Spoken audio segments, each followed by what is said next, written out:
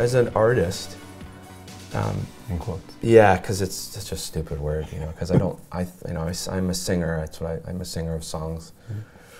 But the idea of being satisfied doesn't come into play, because then that means you don't have anything else to search for. And that's sort of the way I've always approached writing. Is that, you know, people say, "What's your favorite song?" And I'll say the next one I'm about to write, because that should be the goal: is to always be evolving and doing better. Mm-hmm. I don't want to look back and go, you know, the third record, that was it. That was the peak. I didn't get any better than that.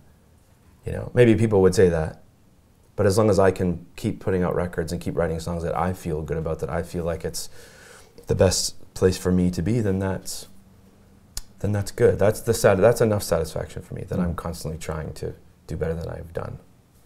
And that comes with the whole thing, playing guitar, singing, everything, you know. I want to be better. Is that why you didn't go to the Junos?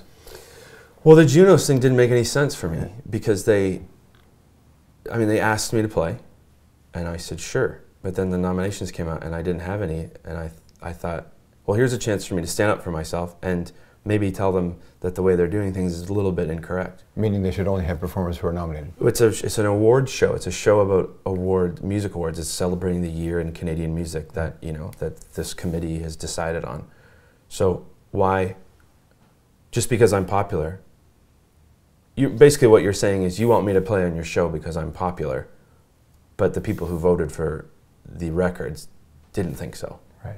So in my mind, I thought, well, give my spot to somebody who's nominated. Give my spot to somebody who you think, or your committee thinks, deserves it. Did you get follow-up from that?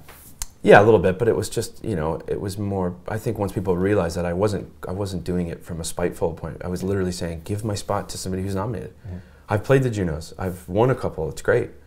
But there's probably a band who just got nominated for the first time or something. Give them the 5 minutes, you know? But therein lies the rub, right?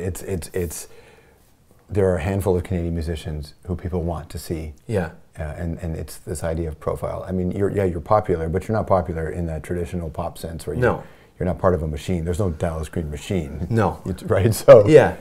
But it's like, to me, I thought, okay, well, I'm playing that arena in about a month on my own tour, where I'm going to play for 2 hours and play 23 songs, and so it's not like anybody there is going to miss. It's not like me going there for 5 minutes, and you know, it didn't make any sense to me, and so that's why. And I feel like that's just not the way. Like, going back to my parents, like, that's just not the way I was raised. My dad would have been like, "What are you doing? You know, you're not nominated. Don't go." Yeah.